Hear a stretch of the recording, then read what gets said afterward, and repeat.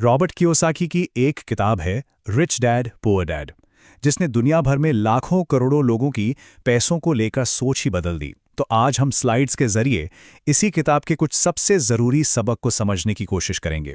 चलिए शुरू करते हैं। ये एक लाइन, बस ये एक लाइन ही इस पूरी किताब का निचोड़ है। ये हमारी नौकरी और पैसे के बारे में जो आम सोच है ना, उसे सीधे सीधे चैलेंज करती है। पर इसका असल में मतलब क्या है? चलिए थोड़ा और गहराई में जाते हैं। तो ये किताब लेखक की अपनी कहानी है। उन्होंने पैसे के सबक दो अलग अलग लोगों से सीखे जो उनके लिए पिता जैसे थे। एक थे उनके अपने पिता, जिन्हें वो पुअर डैड कहते हैं, और दूसरे थे उनके दोस्त के पिता, जिन्हें वो रिच डैड कहते हैं। दोनों ही अपनी अपनी जगह कामयाब थे, पर पैसे को लेकर उनकी सोच में जमीन आसमान का फर्क था। एक तरफ थे उनके अपने पिता, पढ़े लिखे सरकारी नौकरी वाले। वो हमेशा कहते थे, बेटा सेफ चलो, नौकरी करो। और दूसरी तरफ थे रिच डैड, जो कहते थे, रिस्क लेना सीखो, अपना बिजनेस बनाओ। यहां तक कि घर को लेकर भी सोच बिल्कुल अलग थी। पुअर डैड का मानना था कि घर हमारी सबसे बड़ी संपत्ति है, जबकि रिच डैड कहते थे कि मेरा घर एक बोझ है, एक देनदारी है। और यही विरोधाभास इस पूरी कहानी का दिल है। और महज 9 साल की उम्र में, सोचिए, सिर्फ 9 साल की उम्र में लेखक ने एक बहुत बड़ा फैसला किया। उन्होंने तय किया कि वो पैसे के बारे में अपने रिच डैड से सीखेंगे। उन्होंने वो रास्ता चुना जो ज्यादातर लोग नहीं चुनते, और बस यही फैसला उनकी पूरी जिंदगी बदलने वाला था। तो रिच डैड के जो सबक थे वो आखिर किस समस्या का हल थे? वो हमें एक ऐसी चीज से बाहर निकालने में मदद करते हैं जिसे किताब में रैट रेस कहा गया है। ये रैट रेस आखिर है क्या? देखिए, ये एक तरह का जाल है, एक ऐसा चक्र जिसमें ज्यादातर लोग फंसे हुए हैं। महीना शुरू होता है, सैलरी आती है, बिल चुकाए जाते हैं, और महीना खत्म होते होते पैसा भी खत्म। फिर अगली सैलरी का इंतजार। ये डर और लालच का एक कभी ना खत्म होने वाला खेल है। ये चक्र बहुत सीधा सादा दिखता है। सुबह उठो, काम पर जाओ, पैसे कमाओ, बिल चुकाओ, और अगले दिन फिर से वही। प्रॉब्लम तब होती है जब इनकम बढ़ती है तो खर्चे भी बढ़ जाते हैं। बड़ी गाड़ी, बड़ा घर, और ये चक्र और भी मजबूत हो जाता है। तो इस चक्र को तोड़ने का तरीका क्या है? तरीका वही है जो हमने सबसे पहले सुना था।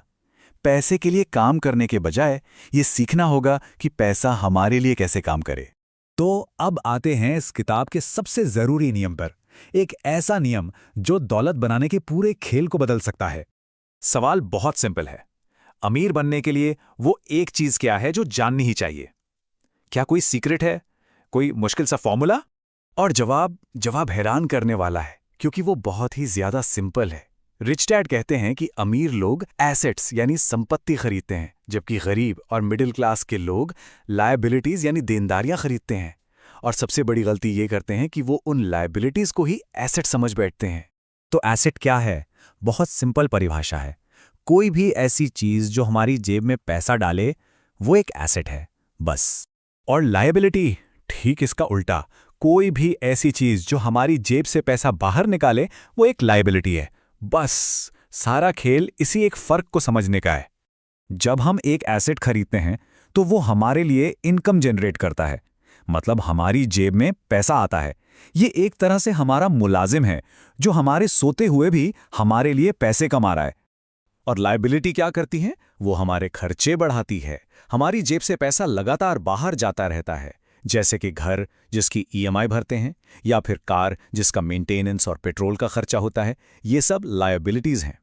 ठीक है, तो एसेट और लायबिलिटी का फर्क समझ आ गया, पर इसे असल जिंदगी में कैसे इस्तेमाल करें? जवाब है, अपने काम से काम रखकर। लेकिन इसका मतलब वो नहीं है जो हम आम तौर पर समझते हैं। यहां अपने काम से काम रखने का मतलब है कि अपनी नौकरी या प्रोफेशन के साथ साथ अपना एसेट कॉलम बनाने पर फोकस करना। हमारी नौकरी हमारे बिल चुकाती है, लेकिन हमारा असली बिजनेस हमारे एसेट्स हैं जो हमें अमीर बनाते हैं। तो ये असली एसेट्स हैं क्या? ये ऐसी चीजें हैं जो बिना काम किए पैसा कमा कर दें, जैसे कि कोई प्रॉपर्टी जिससे किराया आता हो, स्टॉक्स जिससे डिविडेंड मिलता हो, बॉन्ड्स, या फिर कोई किताब या म्यूजिक जिससे रॉयल्टी आती हो। और यहीं पर एक और बड़ा फर्क सामने आता है। अमीर लोग महंगी चीजें, मतलब लग्जरी, सबसे आखिर में खरीदते हैं। कब? जब उनके एसेट से इतनी इनकम आने लगती है कि वो लग्जरी का खर्चा उठा सकें। जबकि आम लोग वो सैलरी आते ही सबसे पहले लग्जरी खरीदते हैं, अक्सर लोन पर, और कर्ज के जाल में फंस जाते हैं। लेकिन ये सब करने के लिए पैसों से भी ज्यादा जरूरी एक और चीज है, और वो है सही मानसिकता। असली खेल तो दिमाग का है। देखिए, हम सबके पास एक सबसे शक्तिशाली एसेट पहले से ही मौजूद है, और वो है हमारा दिमाग। अगर इसे सही ट्रेनिंग दी जाए तो ये बेशुमार दौलत बना सकता है। पैसा तो आता जाता रहता है, लेकिन ज्ञान और सही सोच हमेशा साथ रहते हैं। रिच डैड एक बहुत अच्छी बात कहते थे। वो कहते थे कि कभी ये मत बोलो मैं ये नहीं खरीद सकता, क्योंकि ये सुनते ही हमारा दिमाग काम करना बंद कर देता है। इसकी जगह खुद से पूछो, मैं इसे कैसे खरीद सकता हूँ। ये एक छोटा सा बदलाव हमारे दिमाग को नए नए रास्ते और मौके तलाशने पर मजबूर कर देता है। तो आखिर में बात बस इतनी सी है, हर दिन हमारे हाथ में आने वाला हर एक रुपया एक फैसला होता है। उस एक रुपये से हम तय करते हैं कि हम अमीर बनेंगे, गरीब या मिडिल क्लास। ये शक्ति हमारे हाथ में है, तो चुनाव क्या होगा?